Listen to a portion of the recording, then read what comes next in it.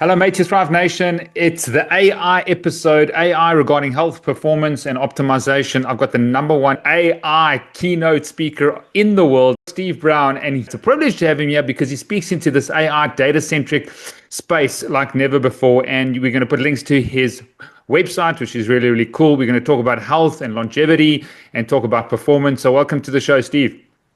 Glad to be here. Thanks for having me. Brilliant. I want to tell a quick story, and I know you're a master storyteller. And I had a CTO, Chief Technical and Information Officer at a huge bank here, the biggest bank in Africa, actually.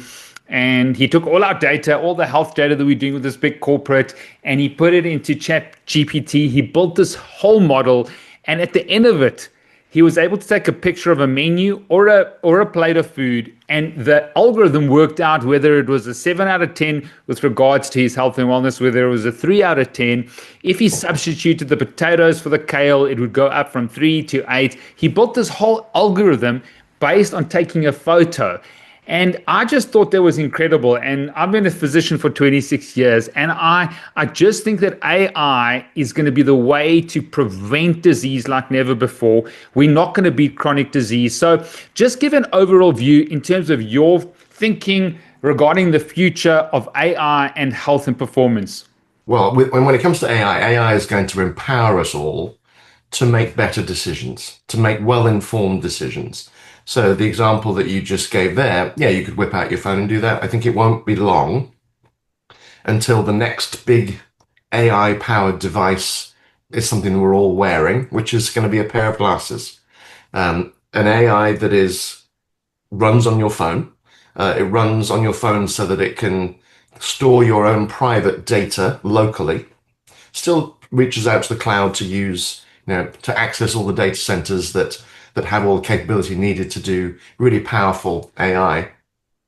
But it's going to use a camera in your glasses to understand your local context, which can be as simple as looking at a menu, looking at the ingredients list on something you pick up in the supermarket, and giving you instant feedback on, is this good for you? Does this meet with both your ethical considerations, but also does this meet with your health and nutrition ideals? So that it just helps to guide us to make higher quality, more informed decisions, better informed decisions. And that's going to be a combination of both AI and then also blockchain, supply chain based blockchain technology that's able to trace back where did those ingredients come from and how were they put together and who put them together. So it just helps us as consumers to make more informed decisions. On the other side of things, I think AI is also going to support the clinician and patient relationship. So the same way I think we'll see AI support the student-teacher relationship, and you wrap AI around that. You're not trying to get in between those. You don't want to get in between a clinician and a patient. You want to wrap AI around the outside to help improve the quality of that conversation and to improve the outcomes that you get. So I think you're going to very quickly see AI become something that clinicians use to help with diagnosis. And there's sort of a couple of milestones that I'm watching for. And it's going to take a while. Healthcare moves slowly, let's say, and for good reason, right? You don't want to make rash decisions that could impact us as patients.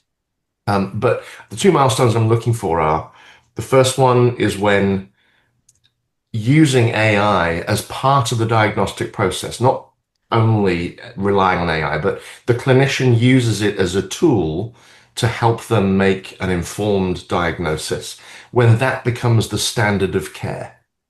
It's not the standard of care today, but that's milestone number one. And then beyond that, we may get to the point where not using AI to do diagnosis becomes malpractice. So that's the next milestone I'm looking for. And I don't know how far away those are, and they're going to be different in different countries around the world.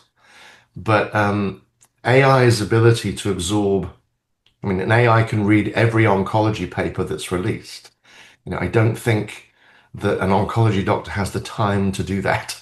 Yeah. So it's just always going to be better up to date. And AI is fundamentally good at finding patterns. in oceans of data. And diagnosis is that, right? It's finding a pattern in data to find the signals that help you realize what's actually going on with a patient. Mm. So I think that's where AI is most uniquely suited, but there'll be plenty of other places it shows up too. Um, Okay, so those are the two sort of stratosphere views now. One, the patient and the physician.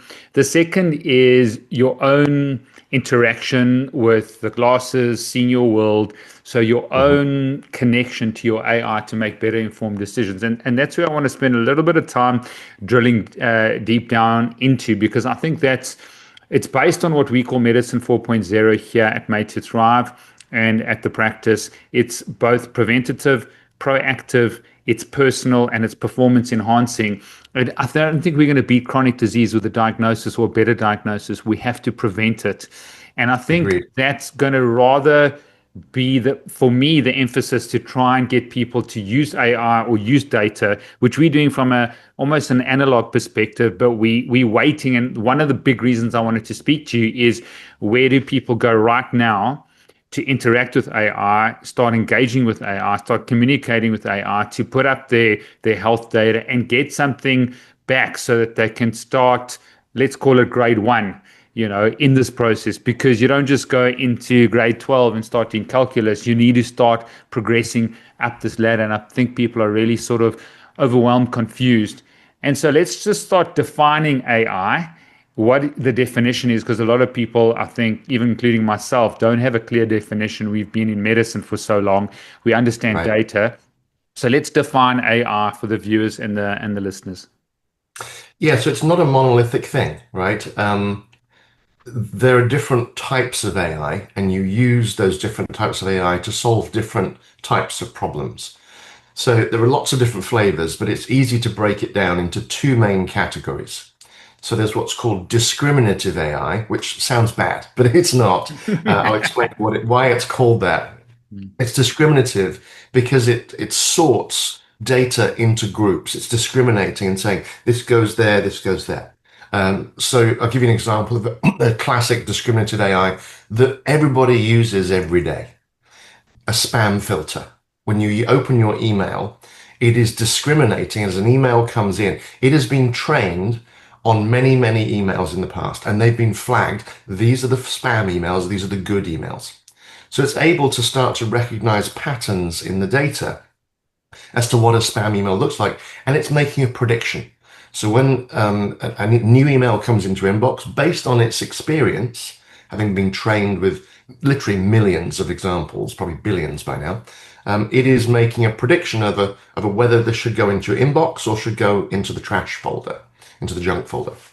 So that's sort of the classic discriminative AI. It is used for, as I said, spam filtering. It is used for making recommendations. So recommendation engines use this. So when you go to Amazon and buy something, it says, you might also want to buy these products. Or you go to Spotify and it recommends a song, or you go to Netflix and it recommends movies you might want to watch. That is all this classic discriminative AI. It is sorting and grouping things together. These are the movies that Steve might enjoy. These are the movies that Steve probably wouldn't enjoy, based on Steve's viewing history. Okay, so this kind of AI, I would call it classic AI, traditional AI, has been around for a good 15 years. And it's used to optimize all types of the way businesses operate. So it's used I'll give you an example, UPS and FedEx and Amazon to figure out the optimal routes for their deliveries for the day. So it's used everywhere. What's got everybody excited in the last 3 years, and the reason my dance card is full and I'm speaking at events everywhere and look this tired because I'm traveling so much, is because of the other main type of AI, which is generative AI. And generative AI works in a different way. It's based on a different technology called a transformer. So if you've heard of ChatGPT, the T in GPT is transformer. It was a technology invented by Google back in 2017. And you can think of a transformer as almost like a translator. So it translates between what it's actually doing is generating tokens, and a token can represent anything from a word to a fragment of a word to a fragment of an image or a fragment of a video. What it's doing is translating between an input and an output. So if I give it a question, I will get out an answer. I'm translating between a question and answer. I might put in a caption and get out an image. I might put in a video and get out a description of what's happening in that video. I might put in some English text and get out some Chinese or Afrikaans or French text, right? So think of it as a translator. And that's how we've got these amazing image generation technologies, video generation, and so on. Most people's experience of these is as a chatbot asking questions. And that is a great place to start for the type of stuff you're talking about, Steve, to input some data and then ask questions about it. So these generative AIs are built on what's called a large language model. They've been trained on enormous amounts of text, some images, some videos, but lots of text, and they understand the world through the lens of language. They've essentially been trained on the entire contents of the internet, which makes them experts on lots of things, including nutrition, health and wellness, medical text. If you have a friend who has been diagnosed with a health condition, you're trying to find out what do we need to do here, ChatGPT is a great resource for that. So these are the AIs that I think have got people's attention. These days, they've got a lot better in the last couple of years.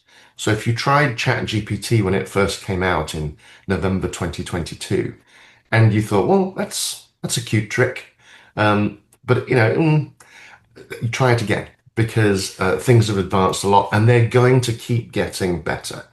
So the way I describe this to people is AI today is the worst it's ever going to be. And it's already pretty amazing. So these generative AIs are able to answer questions and be quite insightful and help you to unlock what's in the data that you have about yourself. Where this goes next is building on top of this generative AI, you can add a couple of layers. So the first layer is you can add reasoning capabilities. So the way the human brain works, we have what's called system 1 and system 2 thinking. So system 1 thinking, if I ask you, Steve, what's 3 plus 3? 6. 6, right? You didn't have to really think about that much. It's essentially reflexive recall. That is what most AIs are today. Even though they do amazing things, they're just reflexive recall, but really impressive reflexive recall. What people are doing now is building a reasoning layer, which is system 2 thinking. So if I ask you in that room that you're in, how many tennis balls would fit in that room? Yeah. You don't know the answer to that, but you could start to figure it out. You figure out what's the volume of a tennis ball. You could come up with an approach for trying to solve that problem. Maybe you can come up with an experiment on how you would do it. So that's system 2 thinking. And the new AIs are getting what's called chain of thought reasoning, which is this effort at system 2 thinking, to be able to sort of think your way through a problem. Once you have sort of generative AI reasoning capability, you can then build agentic AI on top of that.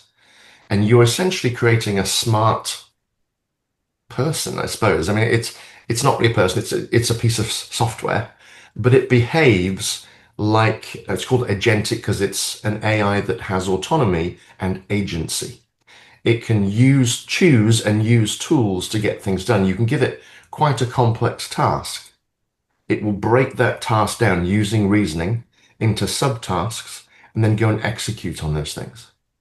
So one can imagine, not very long from now, a personal health agent, which is your agent that gathers all the information that you choose to give it, which could be access to your electronic medical records. It could be access to the cameras in your glasses so it sees what you eat. It could be access to your watch or your wearable so that it understands what you're doing in terms of fitness and activity. And that agent could then become your coach, your personal health and wellness coach, to help you reach your health and wellness goals. Sure. Incredible. It seems overwhelming. So let's take the first step. People are listening and saying, okay, AI, I love that statement, is the worst it's going to be today. That's an amazing meme. But where do people start? I mean, if you've got symptoms and you might have friends, and we spoke about someone on email who unfortunately went through the traditional system. They had missed his cancer, that then he put the data in from when he started the symptoms, and already the AI said, listen, this is most likely a cancer. He was in tech himself, and yet 3 months previously, he didn't know that he had cancer, and the physician missed it. Mhm. Where does one actually start? People are listening now with regards to your own health and wellness and performance journey using AI. Yeah, you can use any one of the main, what's called frontier models. So frontier means they're the very best out there. And there are a few models that I would say are really good to use. Are they going to be perfect? Are they going to be 100% accurate? No. And you need to know that going in. But if you start using at least multiple of these and comparing and cross-checking, that's going to give you the best level of insight. So what are the ones to try? ChatGPT for sure. Now, the Um, paid model or the OG, I want to drill in here. So, yeah, ones that you can upload your labs up to, where do people go? And, obviously paid is going to be better than just free. paid will give you a little more access. It probably gives you access to reasoning capabilities if you need that, and to do research online. But they're $20 a month. Yeah. So, and you can turn it on and turn it off. So it may only cost you $20 if you want to use it, Yeah. which, it's pretty reasonable compared to even a copay for Yeah. going to see a human doctor. So ChatGPT, you'll get pretty good results just with the free model. So you Okay. can start there. If you want to throw $20 at it, you get the pro version. Similarly with Gemini, Gemini is the Google large language model. Pretty amazing, amazing capabilities. And then the other one I would consider is Claude from Anthropic. Claude is probably the most, I don't know, friendly in terms of the way it talks to you, and it's probably the best at writing. But I've not tested these for medical stuff. Full disclosure, I've not used it for Mm. that. I've only used ChatGPT. But I think they're all going to be equally good. They all have sort of equal access to all the medical data that's posted online. Mm. But I mean, you, this AI futurist, you see the future. AI is now on your doorstep. You go all over the world speaking about this. Surely you put your own symptoms in, you've uploaded your own labs. You want to, not double check your doctor, but your doctor's human. He might have, a preconceived lens that he's wearing because he's seen 10 patients with testosterone cancer in the last 2 days, and he sees something. He's got biases. He's got his own medical training. Then he's, might be 60, so you might have a bit of cognitive decline. What are you doing practically, with your own data? Me personally, I haven't used it much, but I have used it for friends who Okay. are a little older than me and going through some conditions. I had a friend recently who was started bleeding out of their ear whenever they chewed. And they weren't getting much satisfaction support from their doctor. Oh, it'll heal up.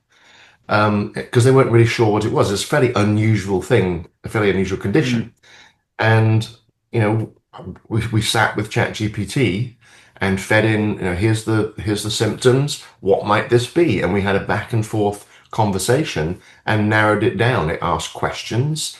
Oh, that's okay. And it would say things like, oh, that helps us get more clarity on what might be happening here. And we figured out what it was. And he went back to his doctor empowered with a whole conversation. I printed it out for him so he could take it back. And I'm sure clinicians are going to hate this. People essentially, here's what I found online.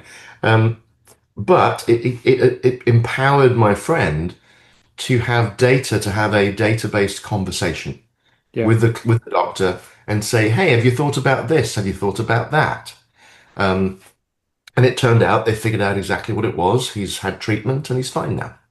But I mean, why must it get to the stage where if the doctor's not sure, and the doctor's been trained and saying, listen, it's going to heal up, but it hasn't. Let me do that because I have my own shortcomings. Because at the end of the day, AI, I believe, is going to break in every single field. There's not going to be a single area or Sure. industry.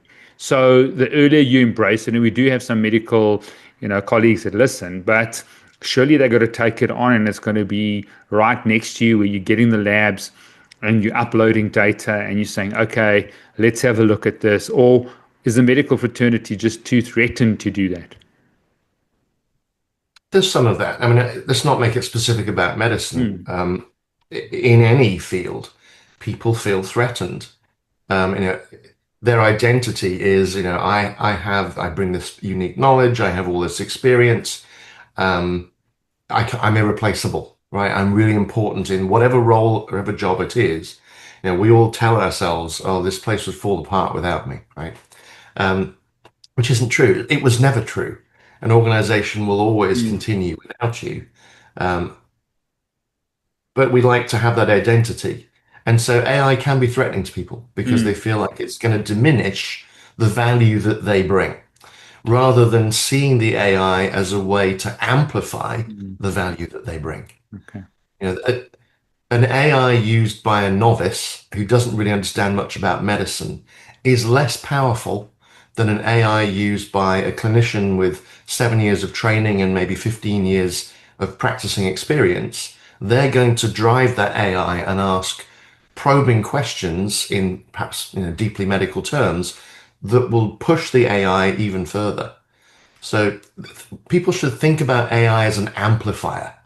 As a patient, it amplifies your ability and kind of helps you have enter the conversation, Mm, which many patients they're not sure how to be part of the mm, conversation because they don't understand necessarily much about human biology or all of these weird medical terms. So it empowers them, and I think for a clinician, it's going to amplify their abilities to do better diagnosis, to mm. bounce ideas off essentially a specialist, Yeah. right?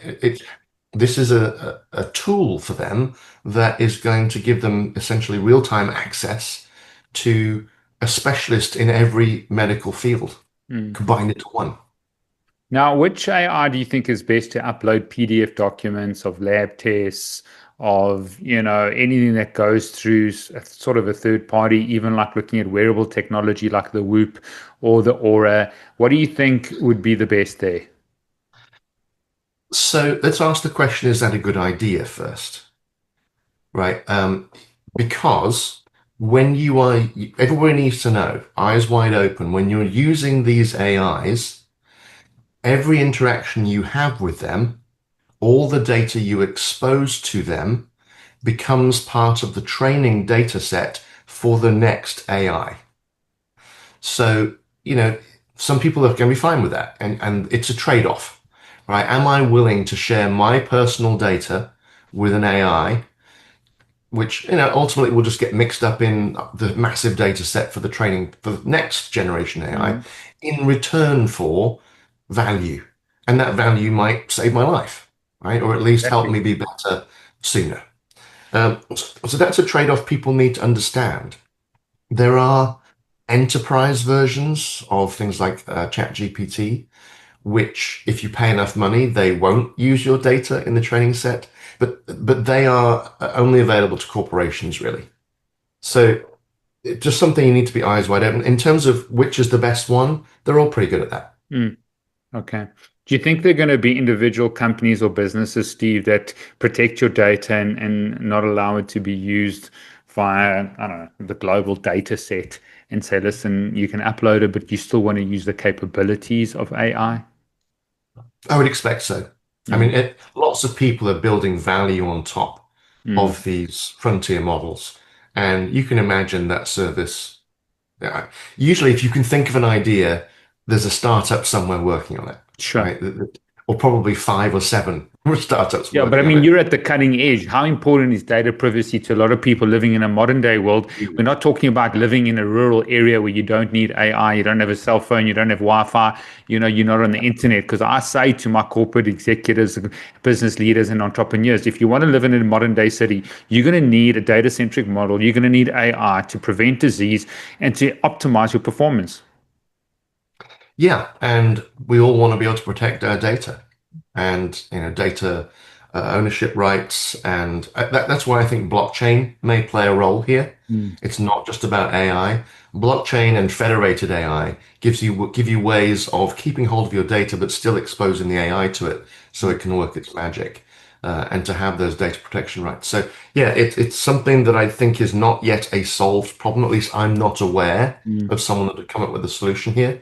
But the building blocks, the technology building blocks are there to enable someone to do this should they wish to. Mm. What do you mean by federated AI?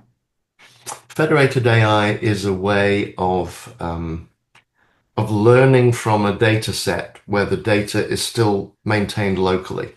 And you can, without, I don't want to get into the technical side of it, but it enables you to train an AI model without actually exposing that data to the model. There's a trick behind the scenes Okay. that enables you to do that.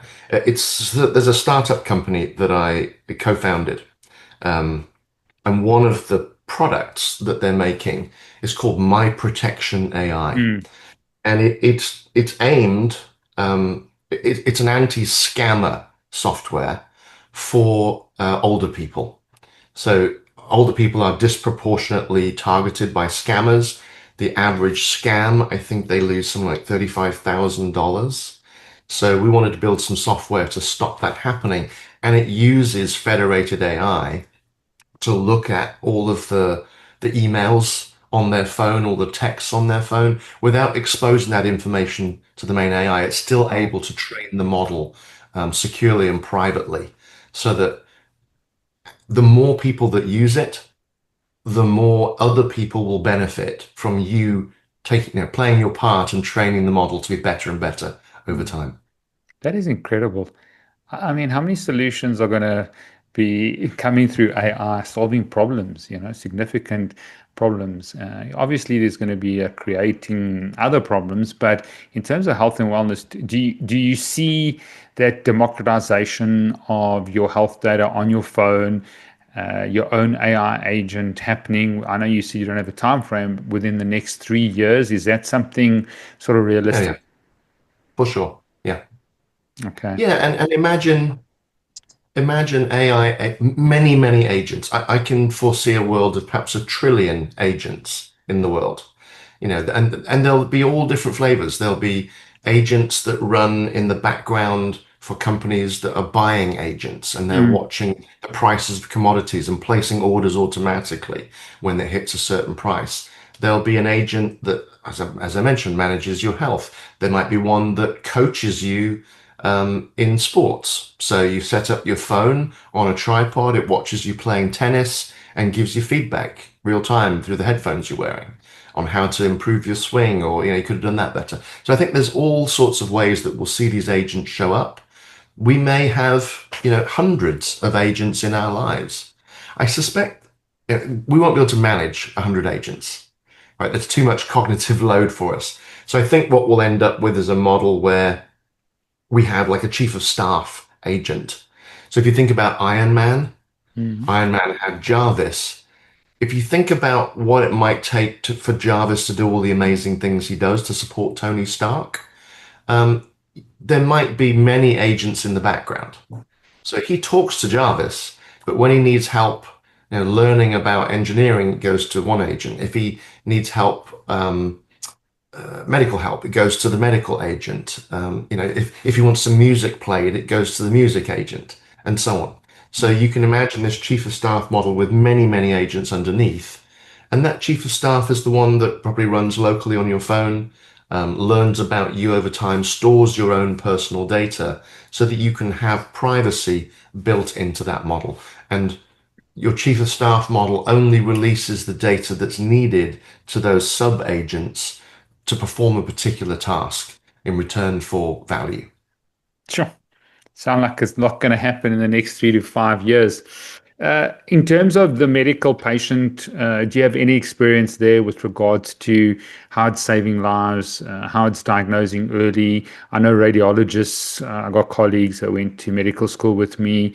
They're concerned because Yeah. they've even shown that AI on its own was better than AI together with the physician. There's some of I those know, isn't that stats. amazing? Yeah. Yeah. So, I mean, yeah, let me know how you think that area is gonna transform. I mean, do I have a job as a clinician, a physician over here? Because at the end of the day, does that patient doctor relationship still have to remain in sort of its current state? Yeah, I think there are if you look at what AI will be able to, what can do now and what we'll be able to do very soon, you start asking questions that there's the group of things that we could automate and the group of things that we should automate. And they're not the same thing. Mm, So we need to start making decisions as a society, and we will naturally, as to where we want automation to be and where we don't want it. I don't think we want it in the doctor's office. It typically, anywhere where it's about human to human connection and trust, we're not going to want AI. Sure, you want AI to help boost your confidence in your clinician's abilities because you know that they're supported by an AI that's helping them, to make sure the diagnosis is right, essentially getting a second opinion. But people still want, put it this way, I don't want to go to see a robot and have it tell me coldly that I have stage 3 liver cancer, right? I would like a human being to do that. I don't want to be in a hospital bed and have a robot be in the room with me. I want a nurse who's going to take care of me and have true empathy and human to human connection. So I don't think anybody who works in medicine should be concerned that AI or robots are going to replace them. What they can do is augment their abilities, amplify their abilities, maybe so they can spend more time with patients, more quality time, um, and not have to do the boring, repetitive stuff. So that's one of the ways somebody described AI to me is, AI will take the suck out of our jobs mm, by offloading the things that we don't want to do and elevating the impact that we have on the things that that create meaning in our days, help us do that more. So, AI used right will make life better for everybody. I'll give you another parallel example. Um, I do a lot of work with higher education, and there's a lot of concern there that AI is letting kids cheat, right? They're writing their essays using ChatGPT. Um, and so there's a lot of resistance, oh, you can't use AI, you shouldn't use AI, just ban it. Well, the reality is these kids are going to have AI available to them in their lives yeah, for the rest of their days. yeah, So train them to live in a world where there is AI. Some of the most progressive teachers that I know, they don't just allow AI in the classroom, they require it. mm, They require that students not only, when they turn their work, friend of mine who's a professor at Redmond's University, he requires that his students not only turn in their work, they explain to him how they used AI to create the work that they did. sure. And that's Wow. what we should be that's the way we should be thinking about it in healthcare. Mm, How do we make sure that AI is used to improve mm. outcomes? Yeah, it's powerful. I want you to help us understand prompt engineering or asking the right questions because it seems like that's a big part of it. And do people just practice this or do you ask the AI? I've asked Grok. I enjoy Grok and ChatGPT. I say, is this a good question to ask or how should I ask this differently? Or I just ask. I mean, oftentimes I just keep asking and keep asking. But is there a Yeah. way to ask better questions and to prompt these AIs? There is, honestly, that's going to become less important over time. Particularly with the earlier AIs, you had to, design your question carefully and do it in a way that gave you the best results. Mm, The same way that, working with human beings, right? We all have quirky people that we work with, and we've learned over time how to talk to them to get the best results out of them. Mm. Same is true with AIs. Over time, though, that careful engineering known as prompt engineering to get the best results is going to become less important as these AIs Mm. get more capable. Sure. So, but yes, it's still a good way is to ask the AI, how should I prompt you in order to get this result? And Mm. it will give you coaching. It's pretty amazing. Yeah. Just want to ask to sort of give you a story or example of my life as a physician, yeah, doing keynotes, doing corporates, speaking to corporates, doing a lot of master classes and that. Is there a way that an AI would take pictures of me, hear what I have to say, distill it, then be able to put it into sort of a social media role, like the role of my social media team in terms of what's important, what's going to be trending, what's going to be optimized. Do you think that's going to pass away where we can just automate the real conversations, the real things I say to patients and in master classes? Do you think that's all going to be automated? Could be. Yeah, I can imagine an agent that you give instructions, ingest this video, find the areas that you think are going to be most interesting to a broad audience, cut them out, package them this way. Yeah, I can see that would be a role of an agent in the future. And do you think those, I mean, how are companies doing that right now for individuals or businesses? Agents are still in the early days, Steve. Not just me, but other people who think about the future of AI have declared 2025 as the year of agents. What that means is that's the year that agents are going to start coming out.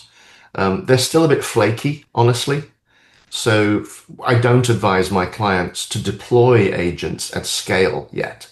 The technology is just not mature enough. But I think in 2026 and 2027, agents are going to get quite good. The trick is, so one of the issues with generative AI is they can do what's called hallucinate, right? They make stuff up. It's not because they're evil and they're trying to deceive you. It's just that they fundamentally don't understand the difference between writing you a poem, so a creative exercise, and answering a factual question. So if they're not what's called grounded in data, if they don't have the facts, they will just sort of riff, and that's a hallucination, and it can give you misleading or incorrect Mm. information. So when you have that problem with the foundational generative AI technology, then you add reasoning on top of that. Reasoning was supposed to make that go away because it would reason its way through. Mm. It actually made hallucinations worse. Wow. And then you add agentic AI on top of that, and now you have an agent that's maybe, tripping some of the time. And that makes them not as reliable. Now, Mm. there are techniques and ways you get around that, which is to ground them in data.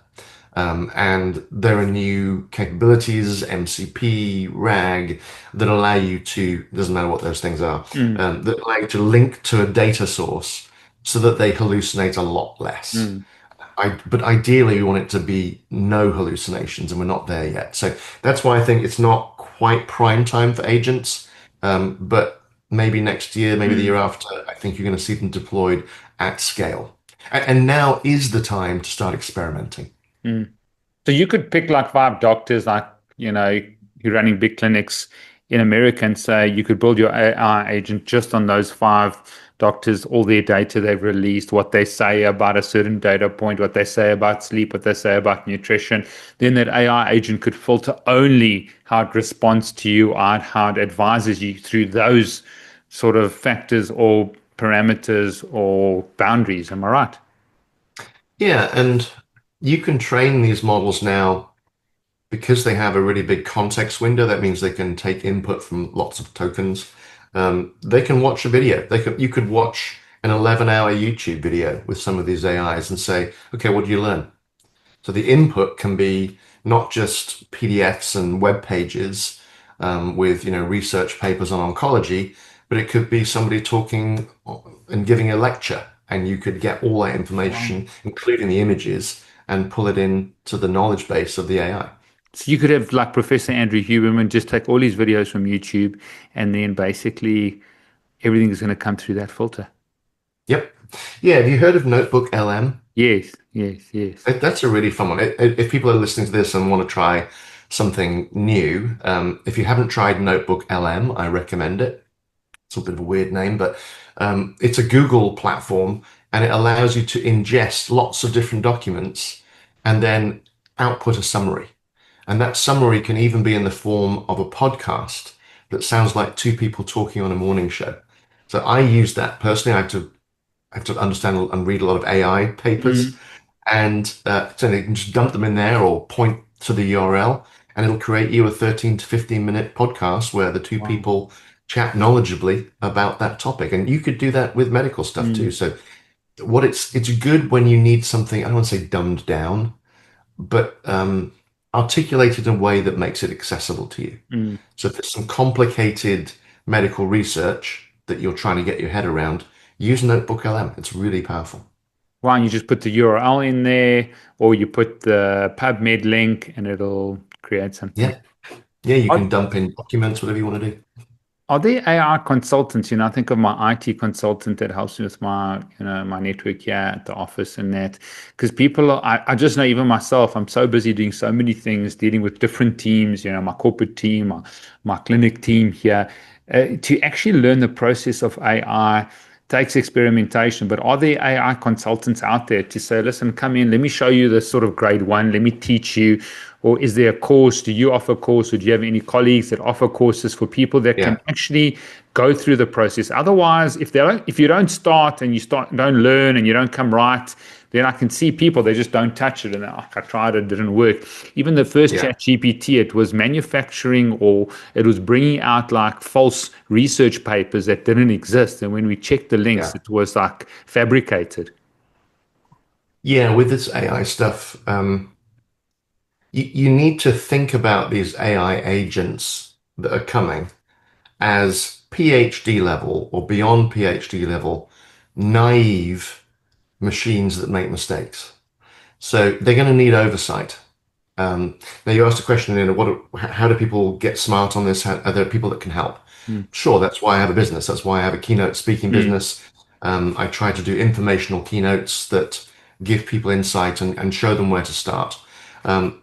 I'm also in the process, the reason I look so haggard, I'm in the process of writing a second book, which is called The AI Ultimatum, and also creating an online training course, also called the AI Ultimatum. These are designed for business leaders. So it's about AI and how to build a successful AI transformation Mm. strategy, but it is not written in nerd speak. So it's written for normal Mm. people. And the book I'm hoping comes out late this summer. So September timeframe is what I'm aiming for. And the training course should be ready in the next month. Wow. So that'll be You must available get in the August. links and put that in. Would that apply to someone Yeah. who wants to look at health, wellness, and performance as well?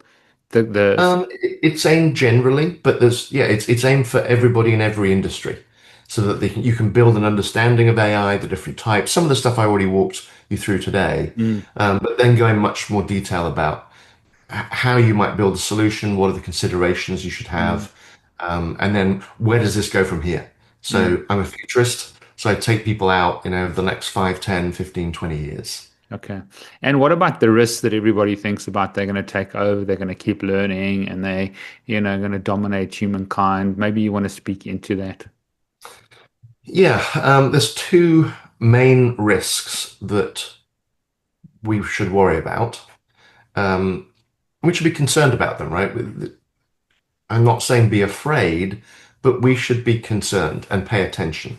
And these two risks are misuse and control. So misuse is, I said before, AI is an amplifier of human activity. They amplify the efforts of good people and bad people. So misuse is people using AI to do nasty stuff at scale. So that's everything from cyber attacks to misinformation, to scams, right? All of the stuff.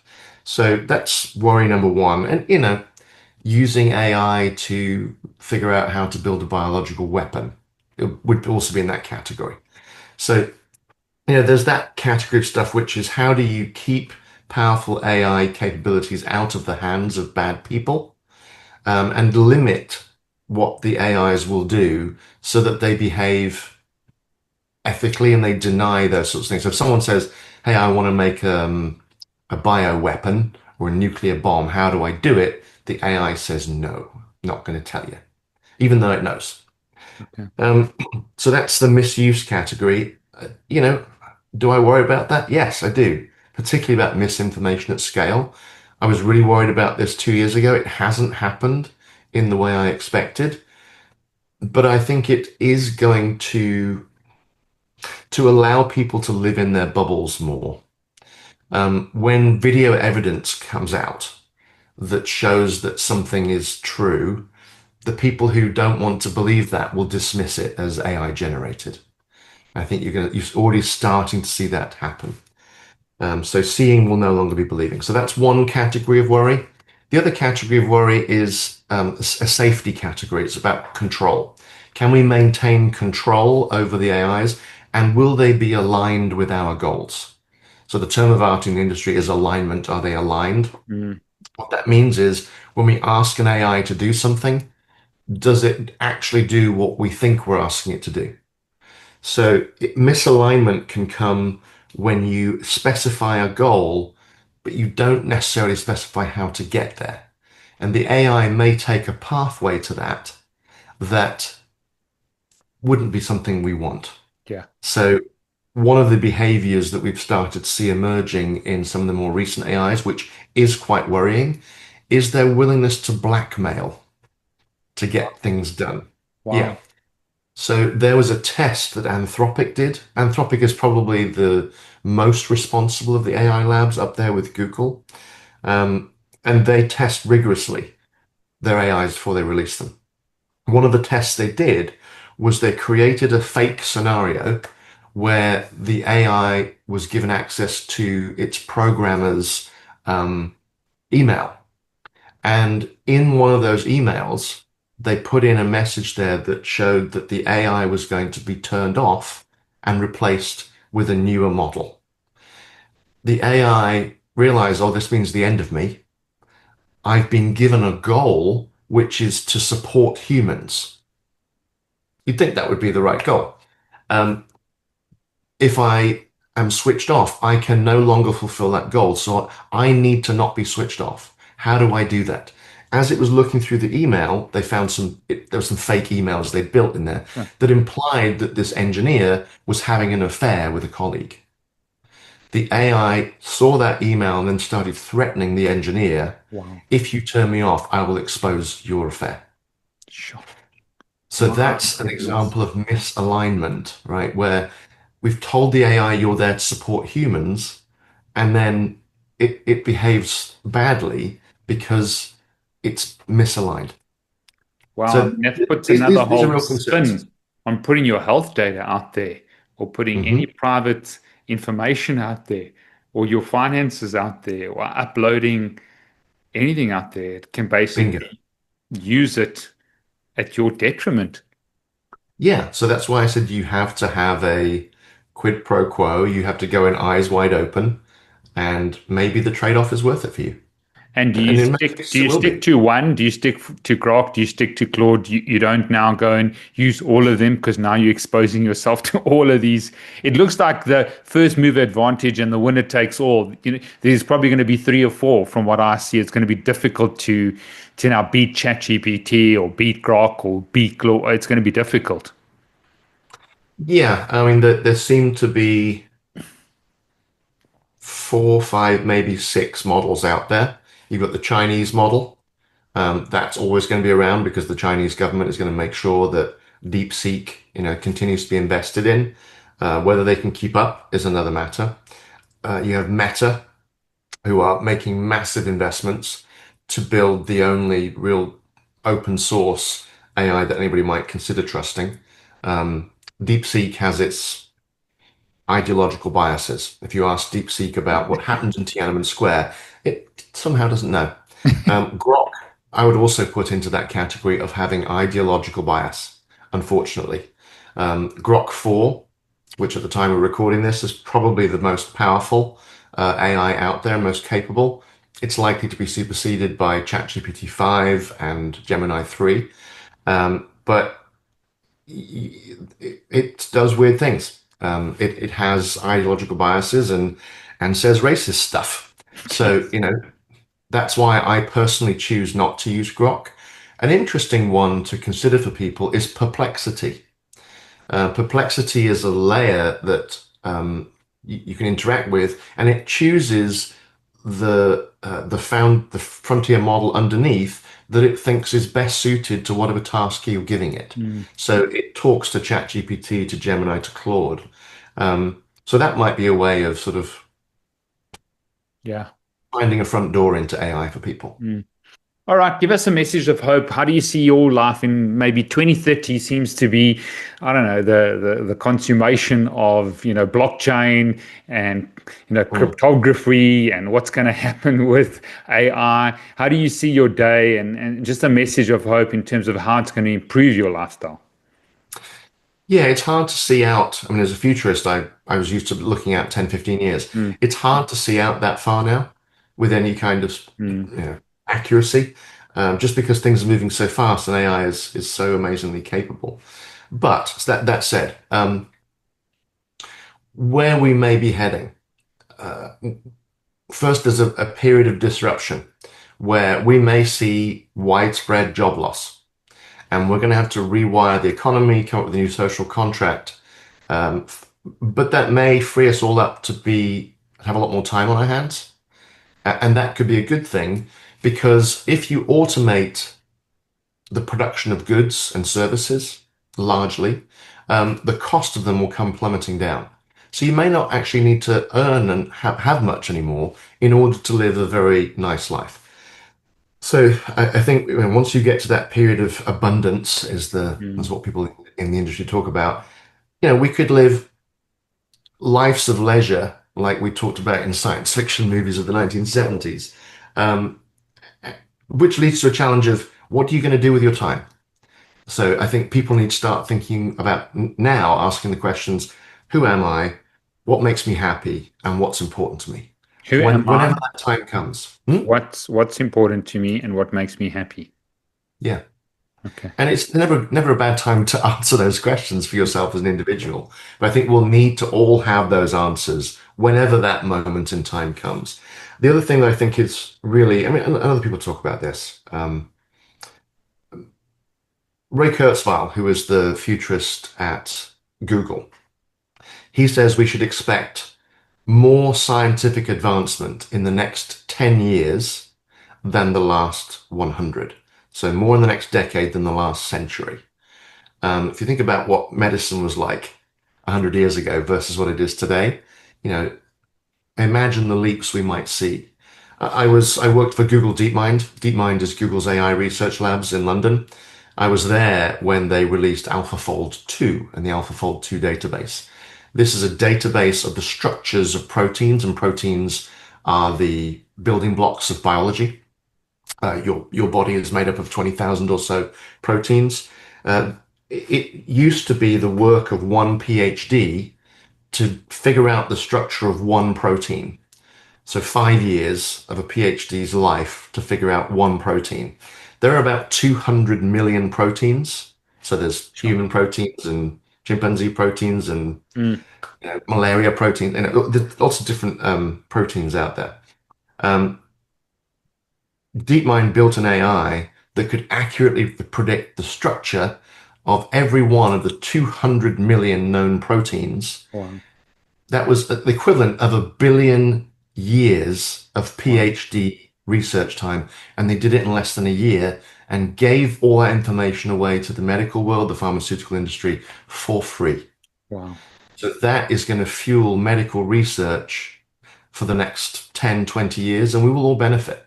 So I was talking to the head of healthcare at NVIDIA. NVIDIA is the chip company that most people use to build AI models. And he told me that he expects that by 2030, we will have line of sight to the cure for every single cancer. Doesn't mean we'll have drugs developed and through clinical trials, but at least we will know what's Mm, the disease path and how do we interrupt it so that we can banish cancer. sure. So things are going to change and for the better. And I'm really optimistic. about the future and how AI will accelerate everything that we do and make lives better for people. Mm. Well, Steve, incredible podcast. You're the number one AR futurist, and we're going to put links. We'd love to have that course and the links there and promote it as best as we can, because I think my view is I encourage my patients, my clients, obviously my corporate clients and business leaders are often doing this as well. But I do think there are guidelines and guardrails that need to be put in place if you start uploading and putting your own data up there that people know. So I think before you get into doing that, maybe you actually need a bit of a schooling and a grade one, pass to do that. So I want to just declare favor and blessing over you that you would rise up with your calling and you're courageous. And thank you for people like you that are distilling and deconstructing this very complicated and complex topic. If you're optimistic and you can see it in the future, then I'm pretty optimistic to prevent disease, make people proactive, make them use their personal data, not just generic data, and help them with their performance. So thank you so much. My pleasure. Thanks for having me, Steve.